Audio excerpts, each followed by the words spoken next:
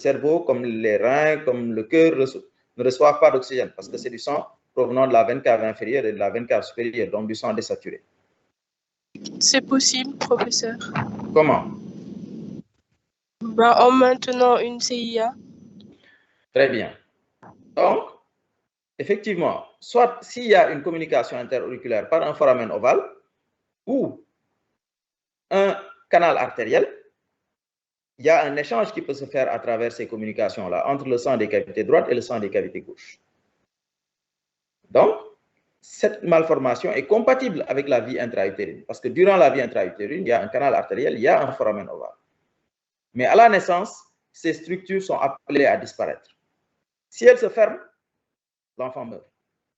Et donc, William Rashkin a eu l'idée géniale de réouvrir le foramen ovale. En faisant quoi? En passant par la veine ombilicale.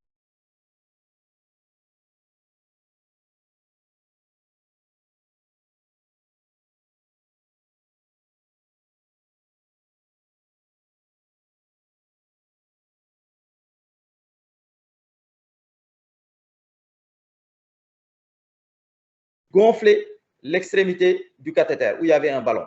Il tirait. Et en tirant, il élargissait le foramen ovale et créait ainsi une communication interauriculaire. Donc, l'histoire également du cathétérisme cardiaque doit beaucoup à William Rashkin.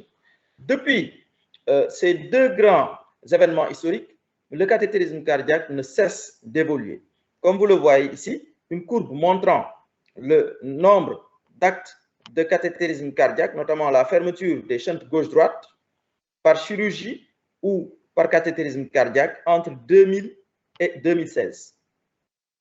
OK? Donc, vous voyez, donc, sur une série américaine, vous voyez, donc, en 2000, il y avait environ 500 actes de fermeture de shunt gauche-droite par cathétérisme cardiaque, alors que pour la chirurgie, c'était autour de 800-900. Au fur et à mesure qu'on avance, maintenant, dans les shunts gauche-droite, environ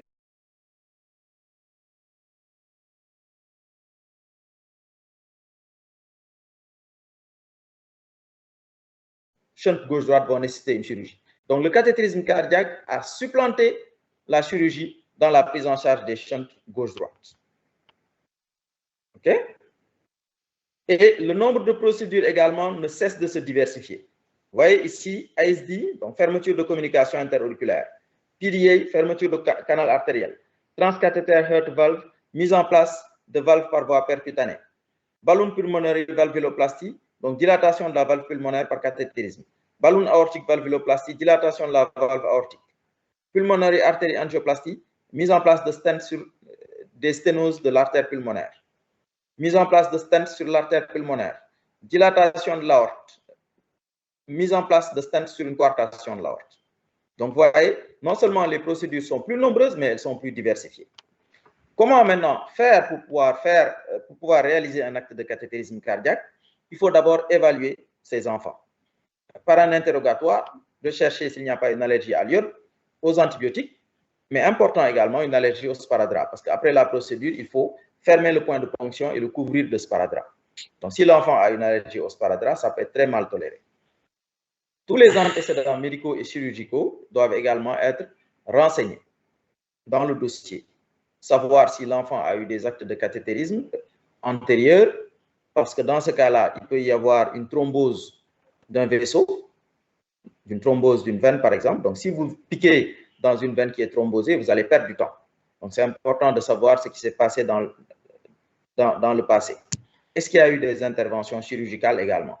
Parce que dans la chirurgie des cardiopathies congénitales, parfois, on fait des corrections. Et en faisant des corrections, on peut dévier l'artère pulmonaire, par exemple, le connecter à la veine cave supérieure. Donc, si vous n'avez pas ces informations-là, vous allez perdre beaucoup de temps en faisant le cathé. Et le cathé, parfois, se fait sous anesthésie générale. Donc, si l'anesthésie est trop longue, ça peut avoir des complications. Plus la procédure est longue, plus il y a un risque de complications. Et également, il y a un risque d'infection. L'infection également doit être recherchée. Une infection bactérienne lorsque l'on doit mettre une prothèse. Parce que sinon, il y a un risque d'endocardite infectieuse. Une infection virale lorsqu'on doit faire un cathétérisme diagnostique. Parce que ça peut modifier le niveau des résistances et le niveau des pressions. Il faut s'intéresser également au traitement en cours. Si l'enfant est sous traitement anticoagulant, il faut le suspendre. Parce que sinon, si on ponctionne une artère chez un patient qui est sous traitement anticoagulant, il y a un risque de saignement. Okay? Après avoir recherché par un interrogatoire tous ces éléments, il faut également examiner les enfants, voir les signes vitaux, la pression artérielle, la fréquence cardiaque, la fréquence respiratoire et la température et la saturation. Pourquoi? Parce que au cours de la procédure, si la pression chute, ou après la procédure, si la pression chute, ça peut être un élément qui va vous orienter qu'il y a une complication qui est en train de se produire. La saturation, si l'enfant a une transposition des gros vaisseaux, avant la procédure, il sature à 70%, mais en lui faisant une manœuvre de Rashkin, vous vous attendez à avoir des saturations de 80 voire 90%. Donc, tout cela, c'est important. C'est des éléments de surveillance, mais également des éléments pour évaluer la qualité de votre intervention. Il faut un examen clinique complet, sans oublier d'examiner les axes vasculaires. Il faut également, chez les femmes en âge de procréer, systématiquement faire les bêta-HCG ou un test rapide de grossesse. Parce qu'on peut être surpris parfois, il peut y avoir une grossesse en cours, et dans ce cas-là, faire un acte de cathétérisme cardiaque en exposant la patiente et le fœtus au rayon X peut avoir des complications graves, notamment le risque de malformation à la naissance pour l'enfant. Cette exploration pré-procédurale sera complétée par la réalisation d'explorations biologiques et d'imagerie, notamment la numération formule sanguine pour avoir une idée sur le taux d'hémoglobine, confirmer qu'il n'y a pas d'infection en cours, vérifier également le taux de plaquettes ainsi que la crasse sanguine pour être sûr qu'il n'y a pas de trouble de la coagulation. On s'intéressera également au terrain, notamment l'existence d'un diabète, d'une insuffisance rénale parce qu'on va injecter de l'iode. Donc, c'est important de savoir si ce patient-là va supporter cette injection d'iode. Également, effectuer les sérologies pour se protéger, okay? Mais également pour protéger le patient. Certains tests, notamment dans nos contrées, c'est le cas de la drépanocytose, pour être sûr que donc, il n'y a pas de drépanocytose. Et enfin, lorsque le patient prend certains traitements comme des traitements diurétiques ou un inhibiteur du système rénine-angiotensine-aldostérone, il faudra faire un ionogramme sanguin. Pour le bilan infectieux, on se contentera d'effectuer un dosage de la CRP dans un premier temps.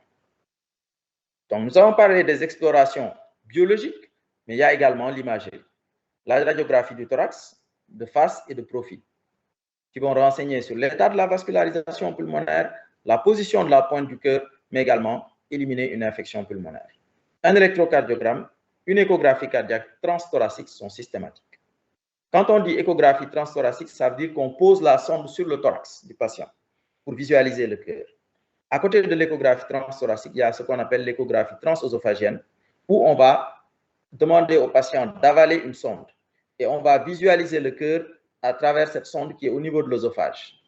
C'est comme l'équivalent d'une fibroscopie, mais ici, on va s'intéresser au cœur. Si on doit faire cette procédure d'échographie transœsophagienne, il faudra faire une anesthésie générale. Dans certains cas, il faut faire des explorations plus complexes, notamment un scanner cardiaque ou une imagerie par résonance magnétique. Lorsque la procédure de cathétérisme cardiaque doit se faire sous anesthésie, ou lorsqu'il s'agit d'une procédure de cardiologie interventionnelle, il faut une consultation préalable par l'anesthésiste.